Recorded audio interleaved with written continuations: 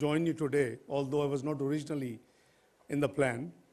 And I just flew out yesterday morning to attend the global peace efforts, which is known as New York Group of Eight, on the sideline of UN General Assembly session in September.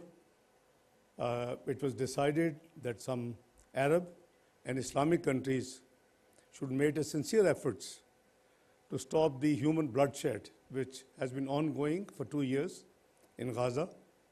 And those countries include Jordan, Egypt, Saudi Arabia, UAE,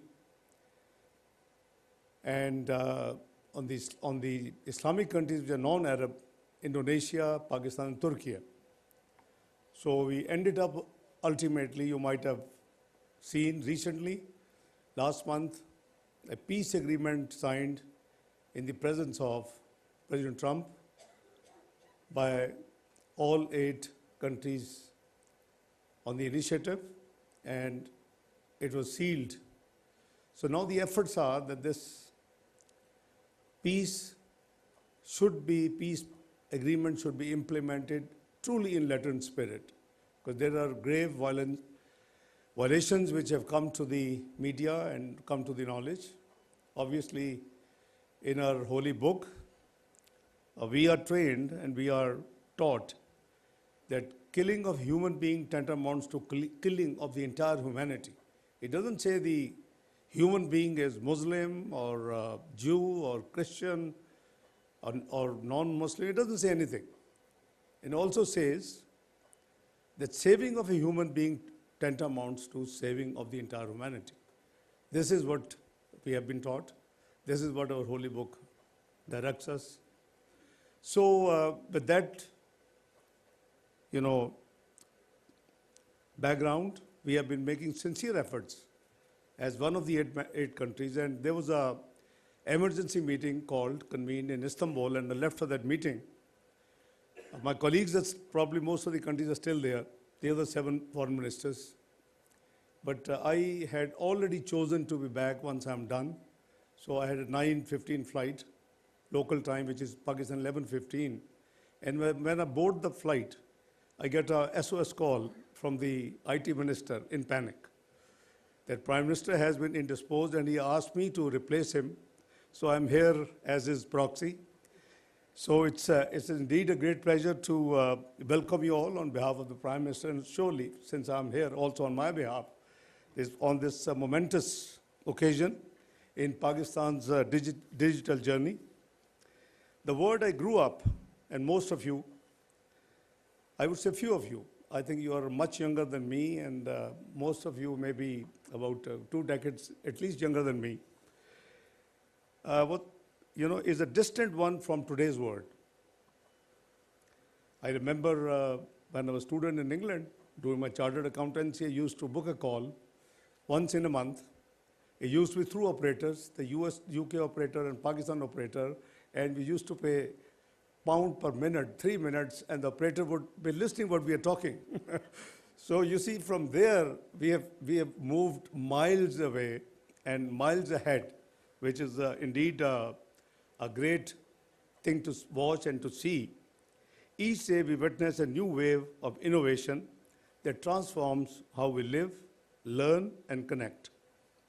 Over the past few years, the government of Pakistan has taken concrete steps towards realizing the vision of a digital nation Pakistan, as mentioned by Her Excellency, the Federal Minister of MOIT, a Pakistan that not only consumes technology, but creates it. It's a nation that moves from being a user of innovations also to become one of its source. This active journey started again. I'll take you a little back. Most of you were there actively. You see, we had not even rolled out the 4G technology in Pakistan till 2013. And this was very unfortunate, I would say. The 5 years prior to the 2013, there had been serious attempts to roll it out, but unfortunately didn't materialize. So under the leadership of Prime Minister Nawaz Sharif, and I was Finance Minister, nothing to do with information technology.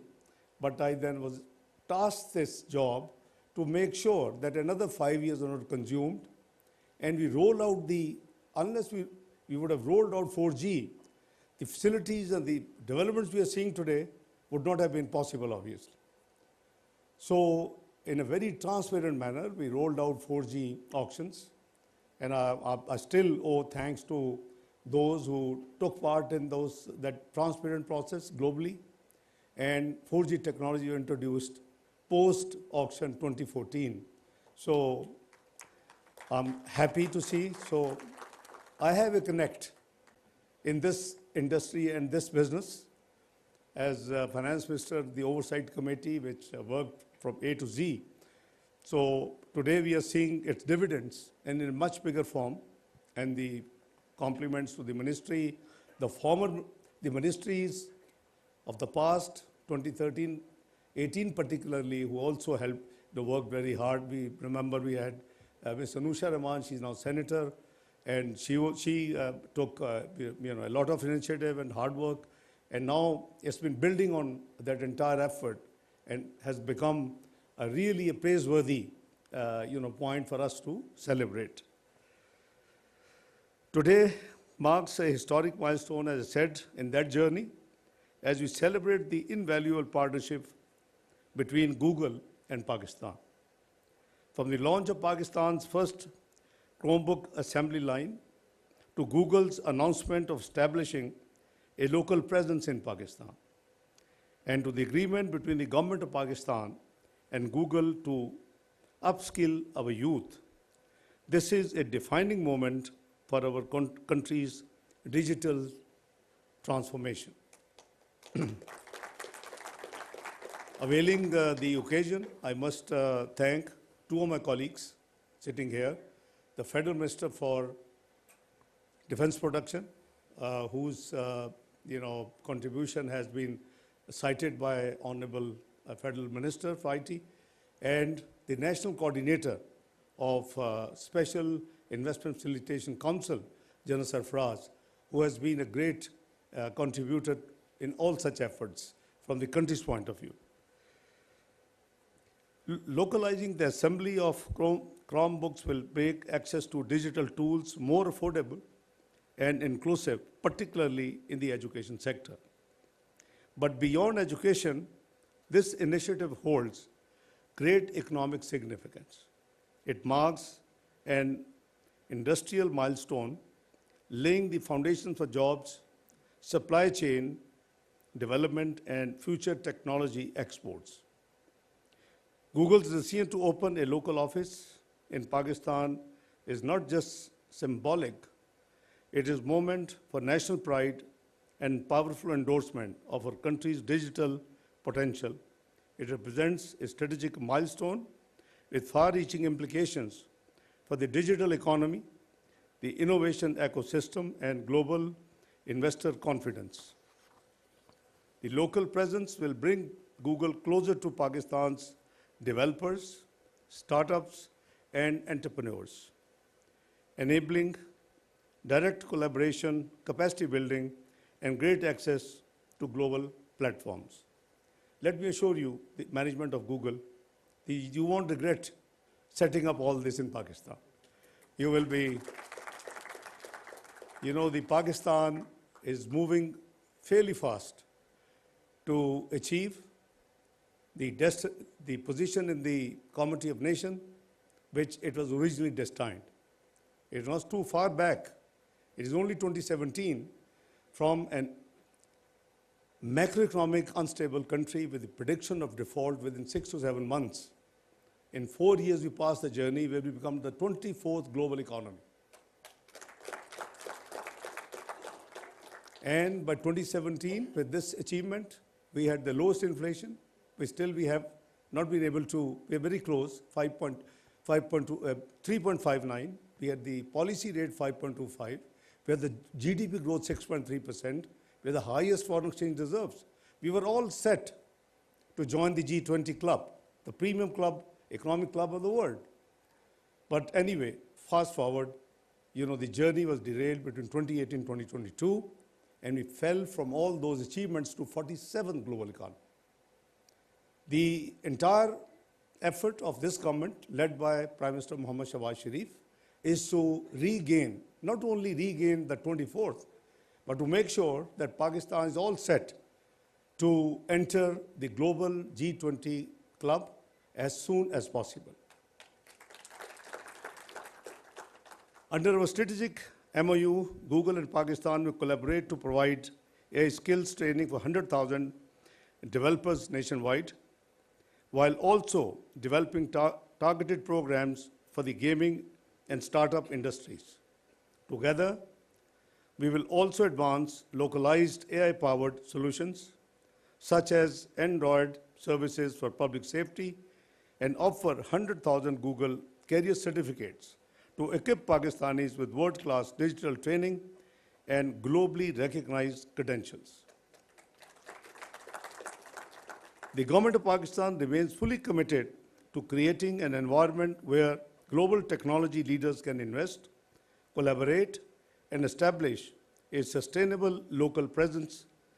And actually, it is in this regard that the government decided, we were known as, a difficult place for the investors to go pillar to post to get their things sorted out.